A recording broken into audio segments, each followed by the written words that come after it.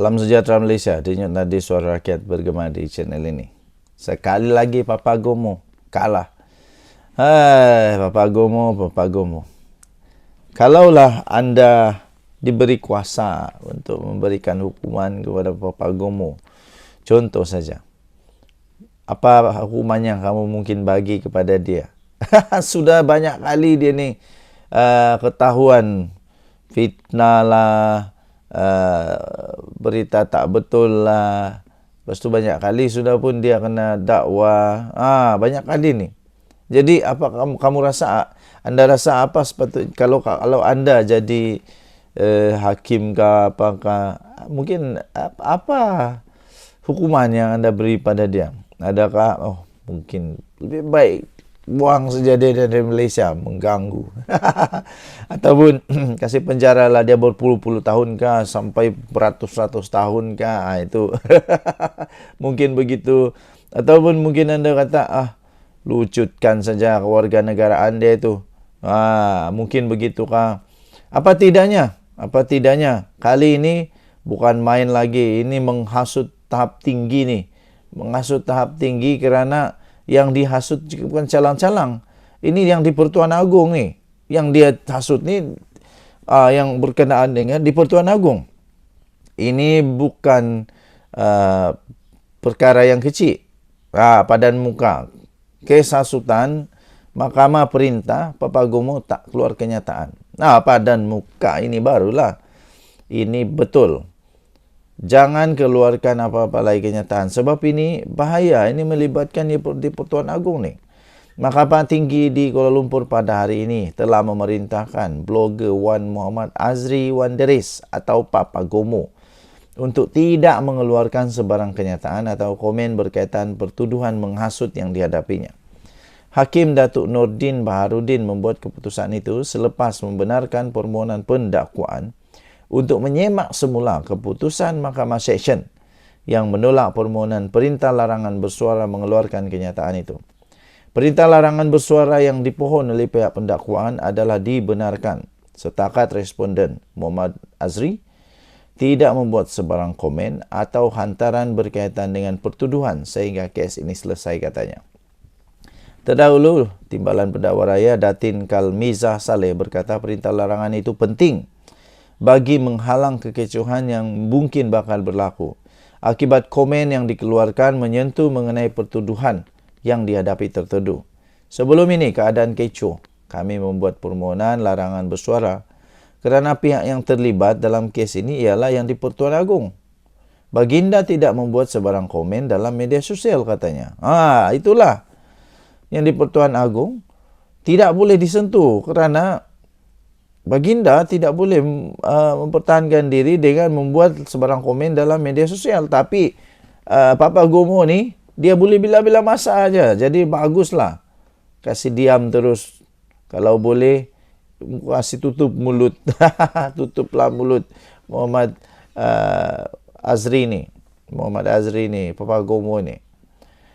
Peguam Muhammad Rafiqi Rashid yang mewakili Wan Muhammad Azri memohon agar semakan itu ditolak kerana permohonan tersebut tidak menyatakan butiran terperinci berhubung kesannya kepada ketenteraman awam jika larangan bersuara tidak dikenakan terhadap anak guamnya. Pada 2 Mei, Wan Muhammad Azri, 41 tahun, mengaku tidak bersalah di Mahkamah Seksyen di sini atas pertuduhan menerbitkan penerbitan menghasut berkaitan isu pemilikan KK Supermart dan Supermart Sdn Bhd yang menghadap yang di Pertuan Agong Sultan Ibrahim di laman Twitternya atau X miliknya. Bekas Exco Pemuda UMNO itu berkata didakwa melakukan perbuatan itu di sebuah kondominium di Bukit Bintang di Kuala Lumpur pada 12.30 hari 29 April. Pertuduhan mengikut perenggan 4-1-C Akta Hasutan 1948 yang boleh dihukum di bawah subsection 4-1 Akta yang sama, membawa hukuman denda maksimum RM5,000 Malaysia atau penjara tidak melebihi 3 tahun atau kedua-duanya jika sabit kesalahan. Padan muka kalau kena penjara 3 tahun. Harap-harap kalau kena penjara 3 tahun nanti, harap-harap Papa Gomo akan belajar untuk menjaga mulut, menjaga fikiran, menjaga tata cara bercakap. Denyut nadi suara rakyat bergema di channel ini. Jangan lupa tekan butang subscribe, like dan share. Bye-bye. Salam sejahtera Malaysia, denyut nadi suara rakyat bergema di channel ini. Berkaitan dengan kontrak Kerajaan Selangor kepada syarikat suami Hanayo. Ini jawapan daripada SPRM. Suruhanjaya Pencegahan Rasuah Malaysia SPRM tidak melihat sebarang kaitan pemberian kontrak projek rintis Demand Responsive Transit atau DRT oleh Kerajaan Selangor dengan Menteri Belia dan Sukan Hanayo. Menurut Ketua Pesuruhjaya SPRM, Tan Sri Azam Baki, setakat ini tiada sebarang kesalahan mengikut undang-undang dan pemberian kontrak kepada syarikat milik bersama suami Hana itu. Katanya, saya tidak mengetahui lanjut mengenai kes itu. Tetapi apa yang ingin saya katakan, sekiranya satu kontrak yang tiada kena-mengena dengan tugas, iaitu pihak yang dibangkitkan, ia bukanlah satu kesalahan, kata beliau. Saya tidak nampak ia mempunyai kaitan antara Kerajaan Selangor dan Kementerian Belia dan Sukan KBS. Tetapi ia berlainan sekiranya KBS yang memberi kontrak itu kepada syarikat berkenaan. Katanya lagi. Azam berkata demikian semasa sidang media selepas majlis menandatangani laporan penambahbaikan tata kelola, penyelarasan dan pengurusan aset tenaga elektrik Malaysia di Ibu Pejabat pada hari ini. Terdahulu, Exco Selangor iaitu Eng Zehan menyatakan Asia Mobility Technologies Sdn Bhd adalah satu daripada dua syarikat yang dipilih untuk projek perintis DRT. Kedua-dua syarikat itu juga mendapat kelulusan Agensi Pengangkutan Awam Darat APAD. Ketua Pegawai Eksekutif Asia Mobility ialah suami Hanayo, Ramachandran Muniandi. Mengulas lanjut, Azam berkata berdasarkan pemerhatiannya dalam laporan-laporan media terhadap isu itu, projek berkenaan diberikan oleh entiti lain yang sebenarnya tidak pun mempunyai kena-mengena dengan Hanayo. Jadi kata dia, setakat ini kita tidak nampak ada apa-apa kesalahan setakat ini, kata Azam Baki.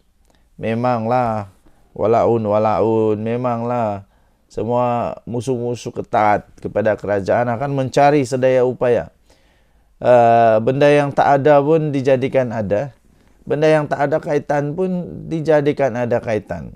Apa pula kaitan? Ya, saya pun tadi bila baca tentang jawapan daripada SPRM ini, saya pun bingung juga. Apa kaitannya pula Kementerian Belia dan Sukan daripada Hanayo dengan suami dia? Tak ada kena-mengena pun. Ini daripada Kerajaan Negeri Selangor. Ini Kerajaan Negeri Selangor yang bagi cek. Bukan daripada Kerajaan Persekutuan ya. Ini Kerajaan Negeri Selangor. Tak ada kena-mengena dengan Hanayo. Tak ada kena-mengena dengan Hanayo punya kementerian. Hanayo punya kementerian, Kementerian Belia dan Sukan Malaysia. Bukan Kerajaan Negeri Selangor. Jadi walaun, pakailah otak sedikit bila keluarkan fakta dan sebagainya. Fikirlah dengan logik. Janganlah main roda aja seolah-olah semuanya kamu tahu, seolah-olahnya semuanya hampa tahu, seolah-olah hampa ni dah jadi kamus bergerak, semua dah tahu. Tapi rupanya tak ada yang betul pun, kesian. Jadi jangan risau, kita serahkan, kesimpulannya kita serahkan kepada SPRM, kita serahkan semuanya kepada SPRM, biar SPRM yang buat siasatan. Janganlah ada pula walaun yang belajar mau jadi penyiasat handalan. Jangan menjadi tiba-tiba mau jadi penyiasat handalan. Akhirnya nanti kamu pula yang kena siasat. Denyut nadi suara rakyat bergema di channel ini. Bye-bye.